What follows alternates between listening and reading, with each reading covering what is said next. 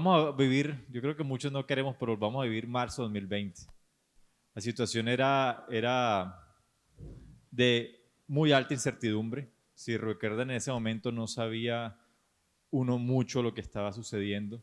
Si bien ya conocíamos qué estaba pasando en la China, estamos viendo los países asiáticos, eh, creería que no era la primera vez que escuchamos que había una enfermedad respiratoria en Asia, pero que no llegaba hasta América o no llegaba hasta Sudamérica. En este caso, esa incertidumbre para nosotros y todas las ciudades, yo creo que vamos a hablar del contexto nacional, estamos hablando de que no teníamos, o sea, había información dispersada por muchas fuentes, pero nos tocaba tomar decisiones muy rápido. Entonces, si recuerdan en ese momento las primeras cuarentenas que se tomaron, las primeras decisiones en las ciudades que quizás muchas veces no teníamos un plan de país para atender a una emergencia de este tipo, y creería que eso es un gran aprendizaje que nos debe quedar, porque esa gestión anterior creemos que nunca va a pasar, pero suceden estas cosas que son históricas.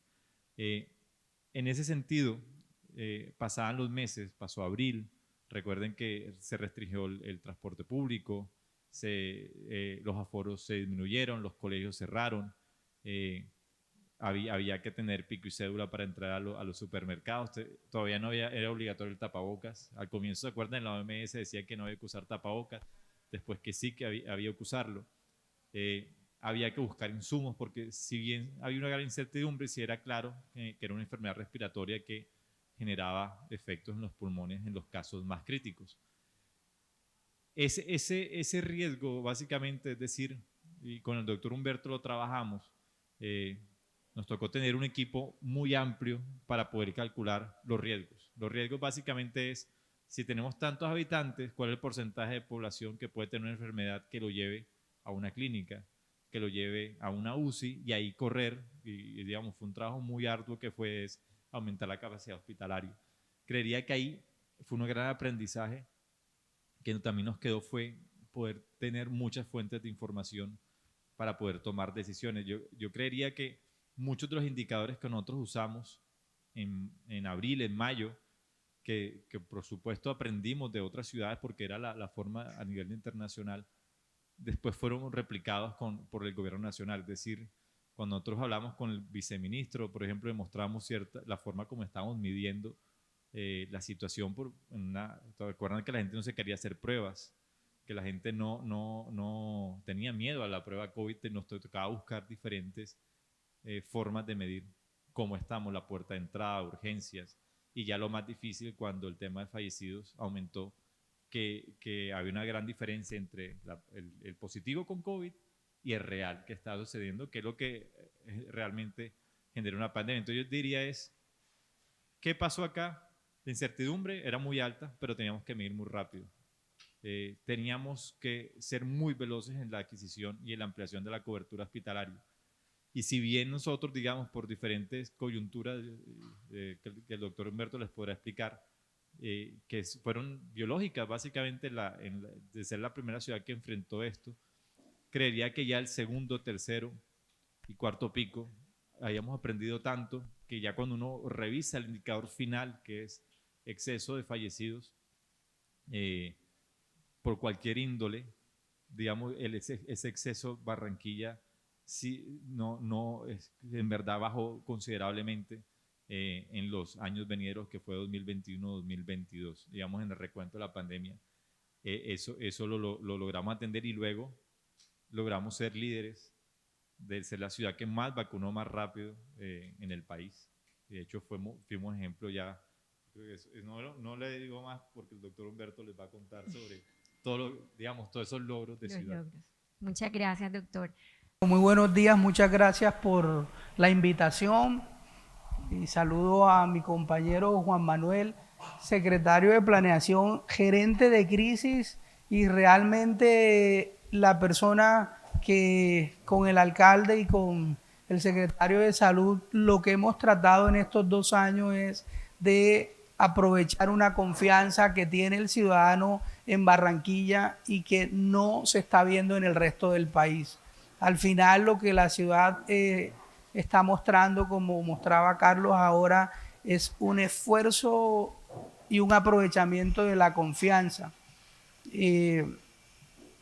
Decía en estos días el secretario de Hacienda que Barranquilla a marzo de este año ya había tenido ingresos en impuesto predial iguales a los de todo el año 2017. O sea, solo en 3 meses de este año ya se había casi que superado lo que en impuestos había una ciudad había tenido en épocas anteriores.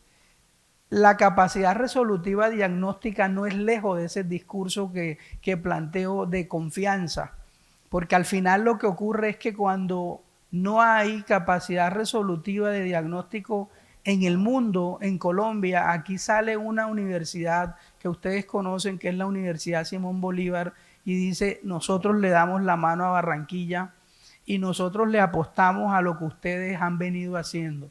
Y los rectores de las universidades, los que pudieron, la Universidad del Norte le dio el soporte al laboratorio departamental y la Universidad Simón Bolívar dijo yo me quedo con Barranquilla. ¿Por qué? Porque el único que procesaba muestras en Colombia era el Instituto Nacional de Salud, con una capacidad inicial de 200 por día cuando arranca la pandemia. Obviamente empezó a fortalecerse eso y yo creería que esa lectura de riesgos que tempranamente hizo la gerencia de crisis con construcción participativa, con escenarios de matemáticos, con salubristas, con epidemiólogos, con economistas, le dio una lectura de cuándo podía llegar y cuándo teníamos que incrementar la capacidad de respuesta diagnóstica. Creo que nivel de confianza, rectores de universidades, universidad asumiendo el territorio, porque el departamento debía asumir las pruebas de toda la región Caribe, de Guajira, Cesar, Magdalena y Atlántico. No daba abasto ni siquiera para Barranquilla.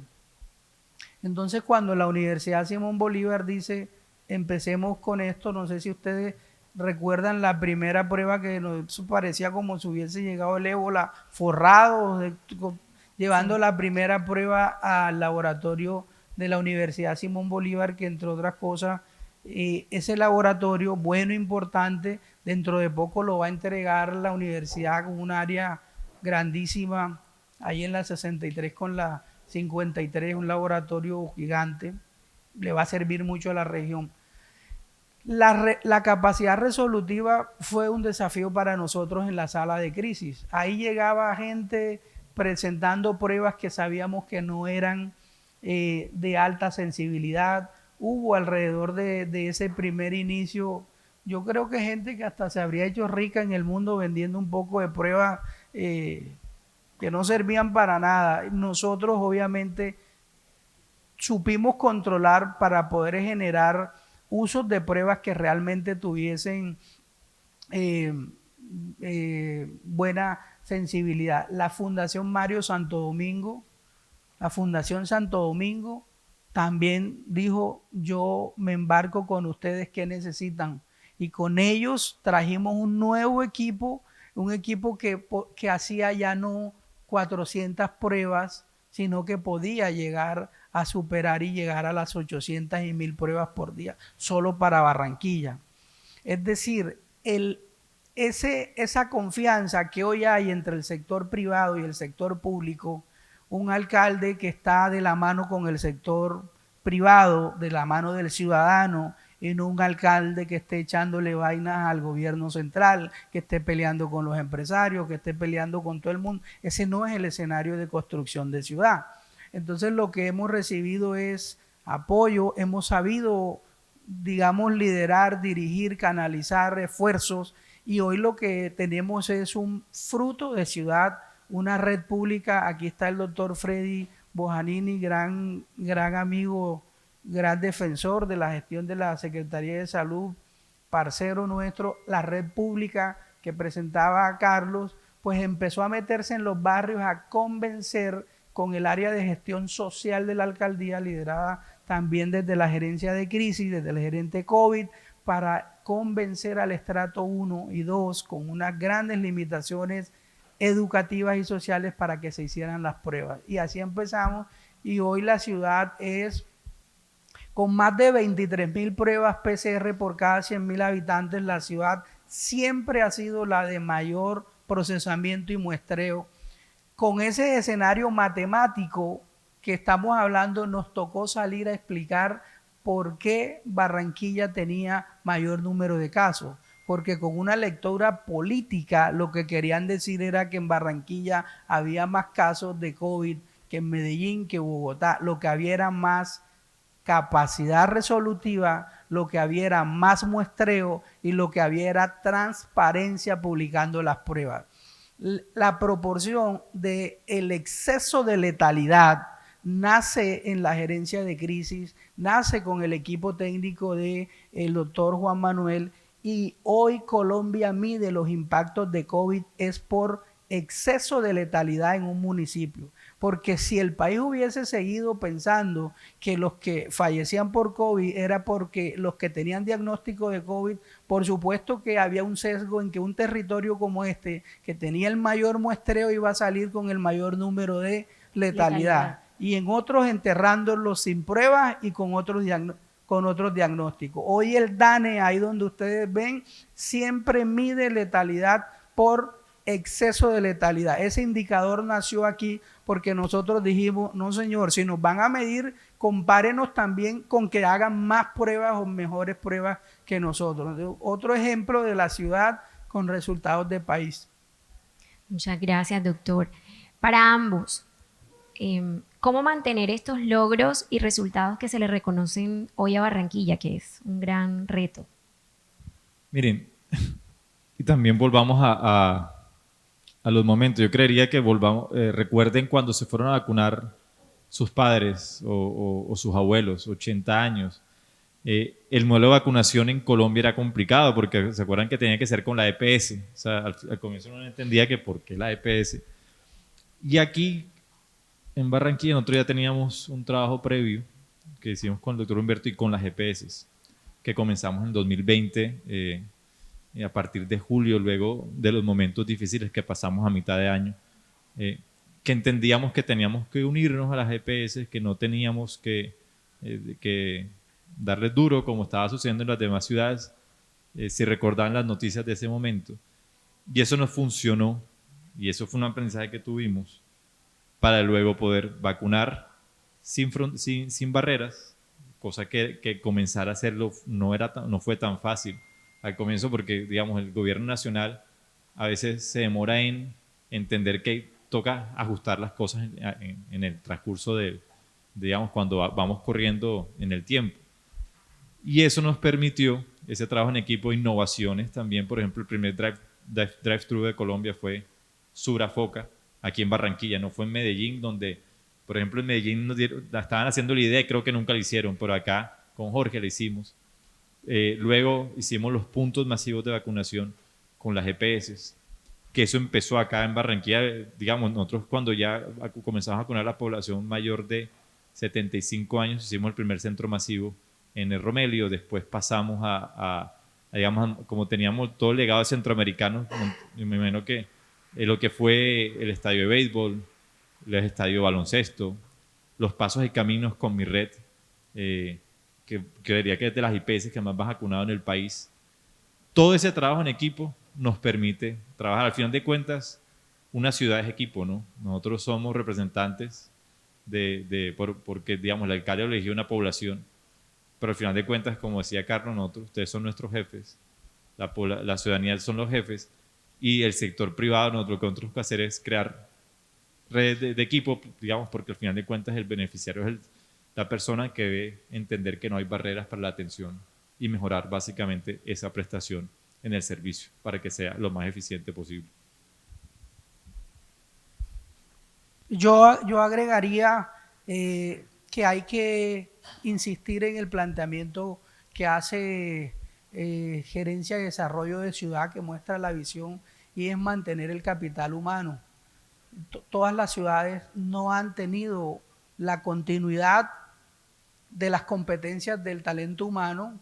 Creo que esos logros se mantienen si se hace lo que se está haciendo, como bien decía el doctor Carlos Acosta, y es de conservar el liderazgo y la gobernanza. Hay entidades privadas que pierden la continuidad porque las segundas generaciones no conocen el negocio o llegan con unas metodologías diferentes, como el papá hablando en chino y el que viene habla en mandarín, ni siquiera habla en español.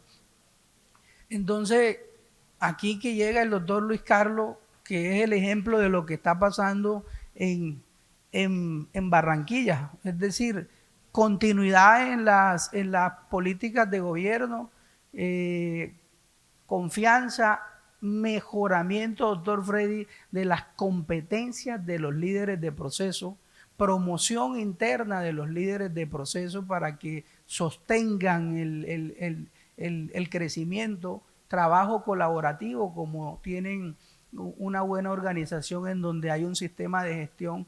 Mire, nosotros hoy, esta es la única capital en Colombia que no tiene un caso de mortalidad materna a este momento en Colombia.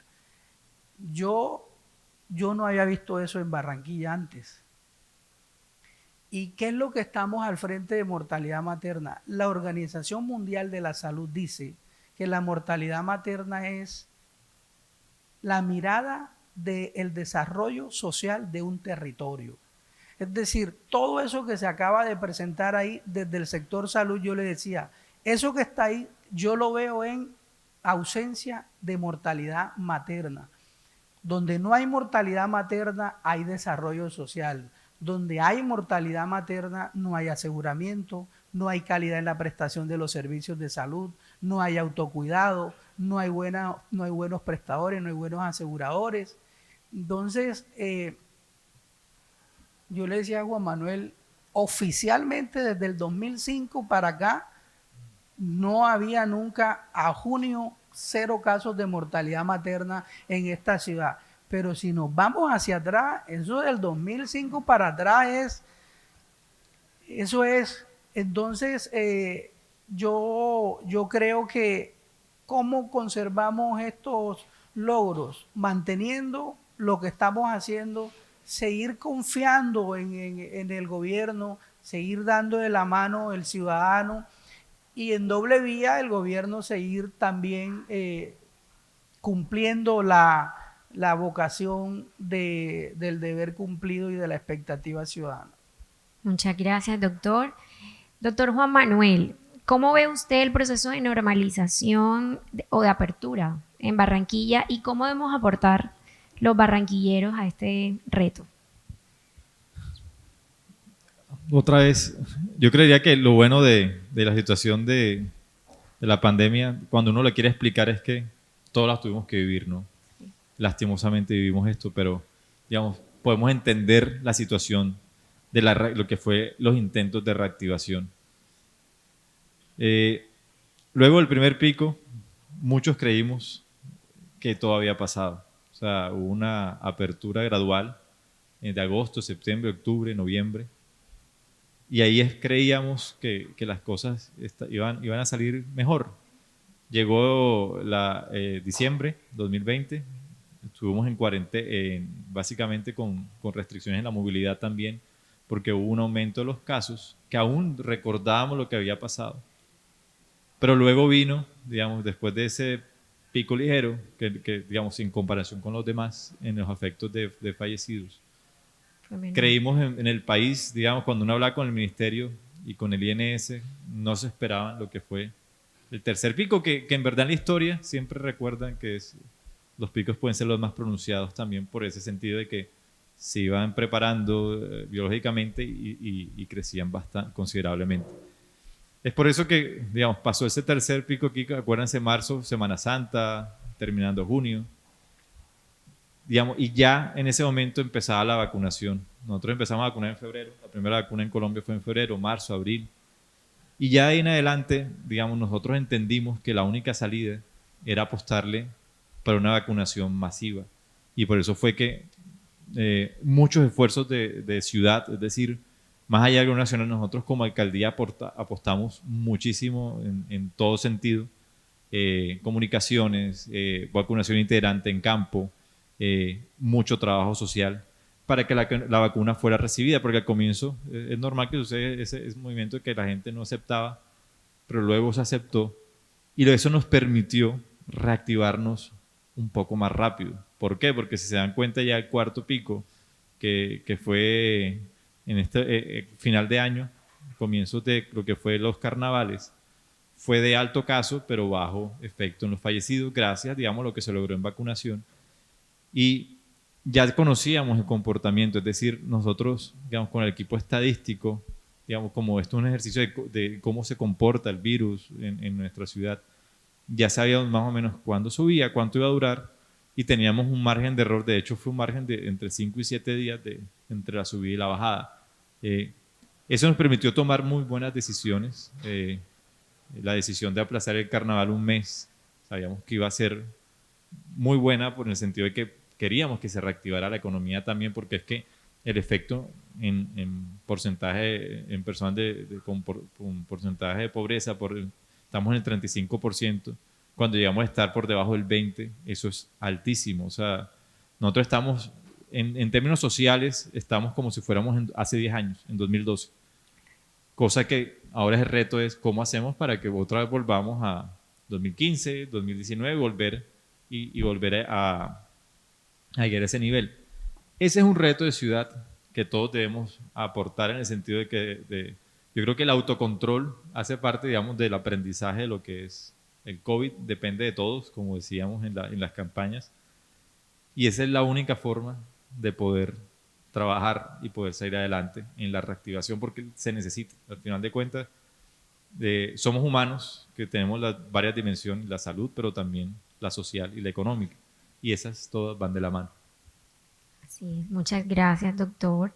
Doctor Humberto, el Instituto Nacional de Salud y el Ministerio han sido reiterativos en los logros de Barranquilla, en el manejo sanitario de la pandemia y toda la ejecución del plan de vacunación.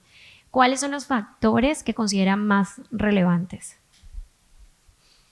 Bueno, el Instituto Nacional de Salud, cuando viene y se espera la pandemia para Colombia, creo que fue quien hizo los escenarios de afectaciones y de letalidad más altos. Algunos llegaron a decir que eso eran pronósticos apocalípticos. Sin embargo, es la instancia técnica más importante del país. Y no solo parece, sino que lo es, porque nosotros podemos dar fe que esa es una dependencia que tiene un manejo técnico. Vamos al punto número 1, calidad del dato. Hay que trabajar con información, hay que trabajar con dato actualizado, agrupado y analizado, y hay que trabajar con proyecciones. Lo que nosotros hicimos en la sala de crisis fue siempre modelar, es decir, qué es lo que vendría en el siguiente mes, qué es lo que vendría en el siguiente mes, y siempre trabajar enfoques predictivos. Modelamos las crisis, modelamos los picos y también modelamos cómo podría ser la intervención en vacunación. La modelación incluía saber, por ejemplo, qué y cómo le debíamos llegar al mayor de 80 años, qué y cómo le debíamos llegar al de 75-80, qué y cómo llegar de 70 a 74. Y no sé si vieron ustedes que se vendía diferente la vacunación en una población dependiendo de la apertura que se había. Apertura que en esta ciudad nunca registró agendamiento como ocurrió en el resto del país. Nosotros llegamos a una capacidad de 20,000 dosis diarias de vacunas y esa capacidad era con un agendamiento único en una plataforma de ciudad en donde todos podían vacunarse. Los reconocimientos del Ministerio de Salud y del INS yo creo que están concentrados en innovación. Y yo creo que hay que mirar hacia la innovación siempre. Cuando uno hace lo mismo siempre, cuando uno cree que la solución está en lo que se ve hoy y se ve hacia atrás, estamos equivocados. hay que buscar soluciones diferentes porque muchas ya han mostrado que no son esas. Lo que nosotros hicimos siempre fue buscar cómo enamoramos a un muchacho de 17 a 25 años a que se vacunara. Y algo tan práctico era, bueno, digámosles que como no se vacunen no van a tener entrada a los carnavales. Y cuando hicimos eso, 6 meses antes de los carnavales, salieron a vacunarse todos los muchachos de Barranquilla. Porque el estudio de medios, porque los expertos nos dijeron, por aquí, métase por aquí. A los que mayores de 60 le decíamos, si usted vio en el Romelio Martínez jugar a no sé quién, si usted conoció la heladería americana del centro, pues váyase a vacunar. Iban al estadio Romelio Martínez, ahí se hacían sus rememoranzas. O sea, lo que el Instituto Nacional de Salud le ha reconocido y acaba de entregar hoy hace 8 días en Bogotá el reconocimiento a la ciudad de Barranquilla nuevamente como la de mejor desempeño en pandemia COVID y en los indicadores de salud pública en Colombia, y con un incremento del 17%, exactamente el 92% a Barranquilla. Eso lo encuentran, para que no digan que aquí echamos mentiras, www.ins.gov.co y www.minsalud.gov.co. Ahí tienen cómo el ministerio y el instituto hace 8 días entregaron el reconocimiento, pero yo creo que ellos lo que valoran es trabajo colaborativo, liderazgo y ven con agrado que el ciudadano cree en las políticas públicas, que acogió la vacunación. Yo creo que el Ministerio de Salud está viendo en la ciudad que no nos atrasamos, sino que resolvemos rápido, porque a veces, y más en las áreas gerenciales, ustedes ven que hay mucho tecnicismo y no avanzamos a la solución. ¿Qué tal si nos ponemos a esperar tecnicismo para dar respuesta efectiva a pruebas diagnósticas, a oferta de vacunas? Y hay que innovar. Utilizamos, como decía el gerente COVID, utilizamos los estadios, porque había algunos que querían vacunarse era en aire acondicionado. Pues hay que llegarle a la necesidad de la persona, porque no podíamos dejar ninguno sin vacuna. No importa que a usted no le gustara, que el otro era pretencioso. Algunos estaban paniqueados y había que meterlo en una burbuja. La burbuja era el carro y pasar por los drive-thru para vacunarse, y de pura cosa bajaban el vidrio. El vidrio para que súbelo enseguida. Paniqueados. Hay de todo, pero tenemos que alcanzar el resultado. Eso es lo que se llama gestión. Decisiones y acciones para alcanzar los resultados. Hemos hecho de todo, pero hay que alcanzar los resultados. Mira, yo agregaría, complementando al doctor Humberto, la gente piensa, y es real, el sector público es difícil innovar. Es difícil, o sea, es un sector complejo con leyes. El sector privado uno cree que es más fácil porque no tienes tanta norma. En cambio, uno como funcionario público tiene que cumplir ciertas cosas, pero se debe innovar. Se debe innovar en el sentido de nosotros, como lo hicimos, fue centrado en el usuario, porque al final de cuentas es el ciudadano el que nosotros queríamos llegar. Y así fue como lo hicimos. O sea, tuvimos una planeación centrada en el servicio, centrada en que la gente se vacunara, y logramos, digamos, es fácilmente ver la cifra del doctor que está en el Ministerio de Salud, Barranquilla, la ciudad que más vacunó por cada 10.000 habitantes. Eso fue un gran logro y eso nos permitió la reactivación, nos permite estar hoy acá sin tapabocas, sí, y nos va a permitir seguir trabajando y monitoreando lo que se venga. Muchísimas gracias